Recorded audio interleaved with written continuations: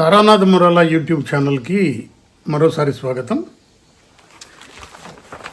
ఇది మీరు చూస్తే డెలైట్ కంపెనీ రిపోర్టు 2014లో వచ్చింది. అట్లాగే same Boston consultancy group 2009లో BSNL అభివృద్ధి కోసం 4 దశల అభివృద్ధి ప్రణాళికలు ఇచ్చింది. ఇప్పుడు ఏదైతే బీసీజీ 132 కోట్లకు ఇచ్చామో అప్పుడు 7/7/2010లో శ్యామ్ పిట్రోడా బిఎస్ఎన్ఎల్ అభివృద్ధి మీద ఒక నివేదిక ఇచ్చారు. శ్యామ్ పిట్రోడా కమిటీ నివేదిక దాంట్లో ఉన్న పనులు అప్పుడు ఆయన ఇచ్చినప్పుడు మళ్ళీ ఒక పెద్ద గొడవ జరగటం లాంటివి కూడా జరిగినాయి. 1/8/2014 డిలైట్, ఇప్పుడు ఇందాక నేను చూపించిన డిలైట్ కంపెనీ బిఎస్ఎన్ఎల్ అభివృద్ధి కోసం ఏం చేయాలి అని ఒక నివేదిక ఇచ్చింది. తర్వాత ఐఐఎం అహ్మదాబాద్ 31/7/2018 బిఎస్ఎన్ఎల్ అభివృద్ధి కోసం ఒక రిపోర్ట్ ఇచ్చింది. ఈ రిపోర్ట్లలో అన్నీ అమలు జరిగినాయా, అమలు జరగలేదా అన్న విషయాలు మనందరికీ తెలుసు. దీంతో పాటు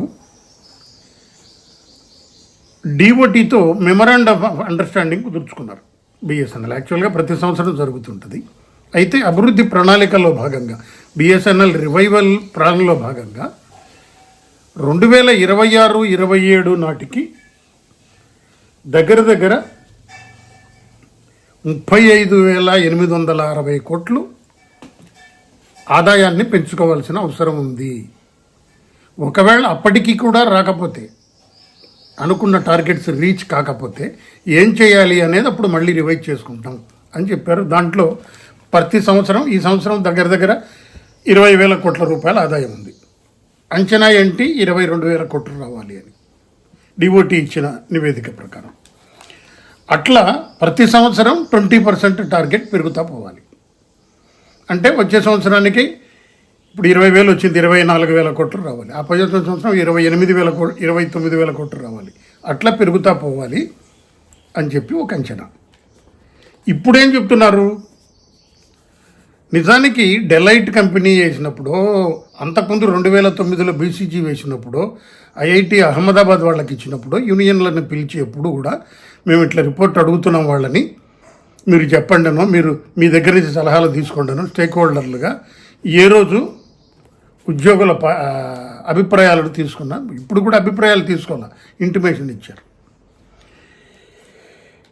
ఏమి చేసుకున్నారంటే బీసీజీతో 3 సంవత్సరాల కాంట్రాక్ట్ ఉంటుంది. అవసరమైతే ఇంకొక సంవత్సరం ఎక్స్టెండ్ చేస్తారు. దీనికోసం 132 కోట్లు బోస్టన్ కంపెనీకి చెల్లిస్తారు. అడ్వైజ్ చేయటమే కాకుండా మానిటర్ కూడా చేస్తారు. అందుకోసం బిఎస్ఎన్ఎల్ కార్పొరేట్ ఆఫీసులో 7 మేనేజర్లు, ఒక డైరెక్టరు బీసీజీ తరఫున ఉంటారు. వీళ్ళకి ప్రాజెక్ట్ మేనేజ్మెంట్ గ్రూప్గా వీళ్ళు బిఎస్ఎన్ఎల్ కార్పొరేట్లో ఉంటారు అని చెప్పారు. ఏంటి వీళ్ళకి ఇచ్చిన టార్గెట్లు? బిఎస్ఎన్ఎల్ యొక్క ఆపరేషనల్ ఖర్చులు ఎలా తగ్గించాలి. ఆపరేషనల్ ఖర్చులు అంటే ఉద్యోగస్తుల జీతాలు, ఎమాల్మెంట్స్, మెయింటెనెన్స్ అన్నీ కలిపి ఉన్నది. రెవెన్యూ ఎలా పెంచాలి, కస్టమర్స్ ఎక్స్పీరియన్స్ని ఎలా మెరుగుపరచాలి, టెక్నాలజీలను ఎలా అభివృద్ధి చేయాలి, సేల్స్ అండ్ మార్కెటింగ్ విభాగాలని ఎలా అభివృద్ధి చేయాలి, టెలికాం ఇండస్ట్రీకి బెంచ్ మార్క్స్ ఏర్పాటు చేశారు, ఈ స్టాండర్డ్ ఉండాలి అని. ఆ బెంచ్ మార్కులన్నీ రీచ్ కావటంలో బిఎస్ఎన్ఎల్ విఫలమవుతుంది కాబట్టి ఆ బెంచ్ మార్కులను ఎలా అందుకోవాలి, ఇంప్లిమెంటేషన్లో మనం తీసుకున్న నిర్ణయాలకి ఇంప్లిమెంటేషన్లో ఉన్న లోపాలకి ఉన్న గ్యాప్ని ఎలా సరిదిద్దాలి. అందుకోసం డైరెక్ట్గా బోస్టన్ కన్సల్టెంటీ గ్రూపే ఇన్వాల్వ్ అవ్వాలి. పర్ఫార్మెన్స్ బాగా చేస్తే ఇన్సెంటివ్లు ఇవ్వాలి. ఇవి లక్ష్యంగా పెట్టుకుని 2 భాగాలుగా ఈ కార్యక్రమాలు అమలు చేయాలి. మొదటి భాగంలో రెవెన్యూ టార్గెట్స్ అందుకునేలా చేయాలి. 27-28 సంవత్సరానికి 35,860 కోట్లు బిఎస్ఎన్ఎల్ రెవెన్యూగా ఉండాలి. ఇప్పుడున్న 20,000 కోట్లని దాదాపు 80% పెరుగుదల, 80% రెవెన్యూని పెంచేలా ప్రణాళికలు ఉండాలి.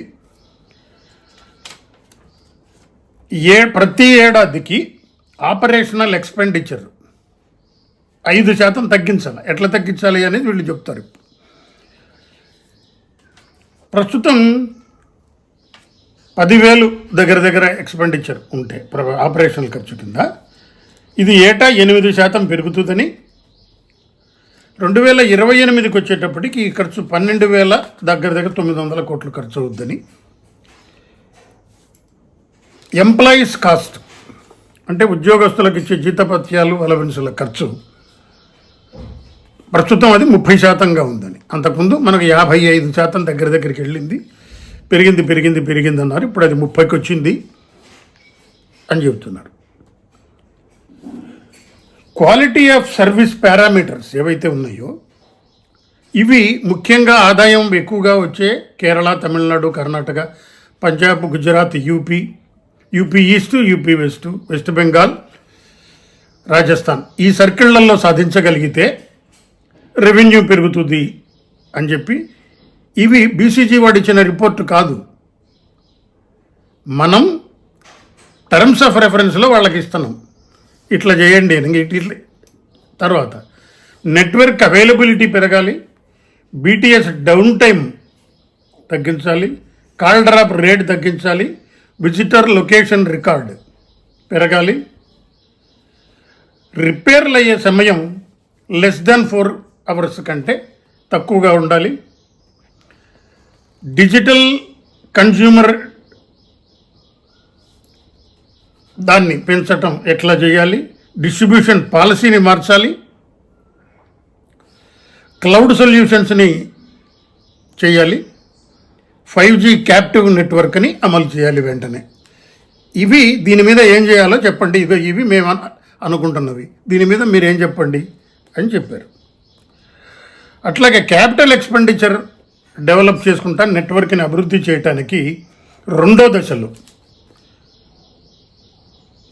33 సర్కిళ్లలో 10 సర్కిళ్లలో నెట్వర్క్ డెవలప్మెంట్ని ఎంచుకుని రెండో దశలో ఆయా కార్యక్రమం అమలు చేయాలి అని అన్నారు. నాకు వచ్చిన డౌట్ ఏంటంటే, నెట్వర్క్ డెవలప్మెంట్ లేకుండా క్యాపిటల్ ఎక్స్పెండిచర్ ఖర్చు పెట్టకుండా పారామీటర్స్ ఎట్లా అవైలబుల్ చేస్తారు? నెట్వర్క్ అవైలబిలిటీనో బీటీఎస్ డౌన్ టైనో, మీకు నెట్వర్క్ పెరిగితే కదా. క్వాలిటీ ఆఫ్ సర్వీసు ఎప్పుడు పెరుగుతుంది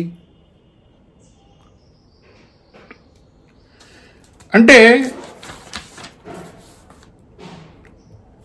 ఎలా దీన్ని అమలు చేయాలి అనుకుంటున్నారు అన్న దాని మీద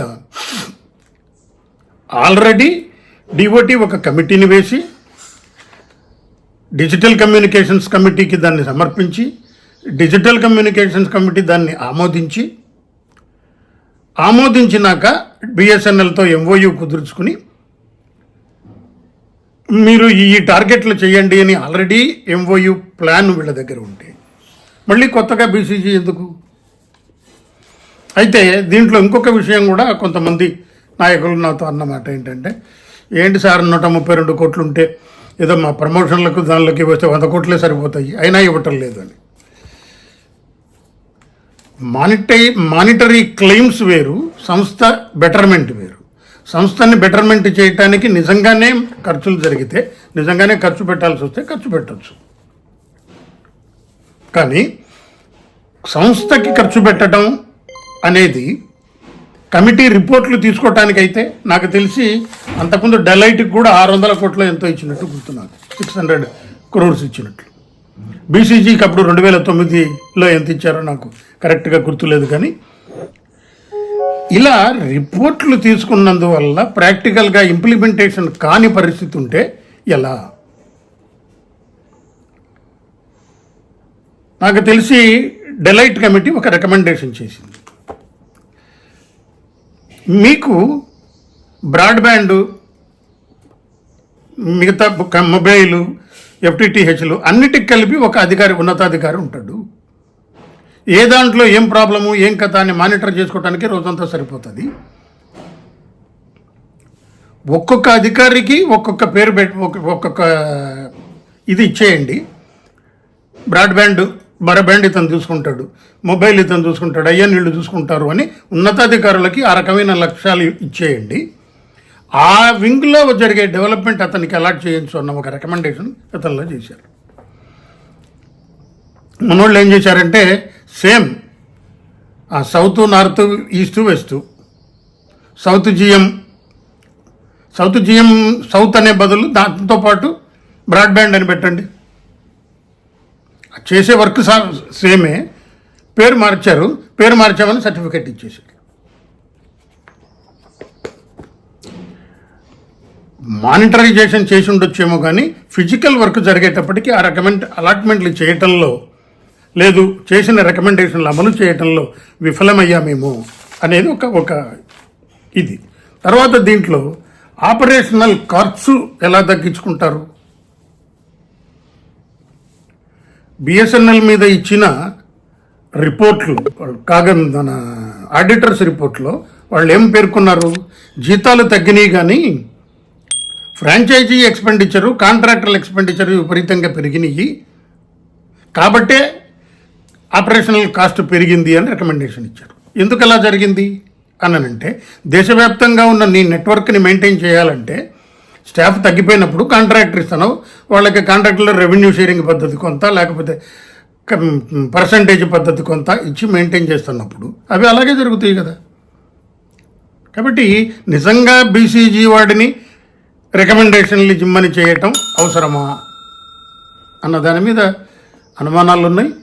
సరే, యూనియన్లతో మీటింగ్ పెట్టి పిలిచారు. ఆల్రెడీ కాంట్రాక్ట్ ఇచ్చిన తర్వాత వీళ్ళకి ఇంటిమేషన్ చేసినట్టు అయింది, అది అనిపించింది. ధన్యవాదాలు.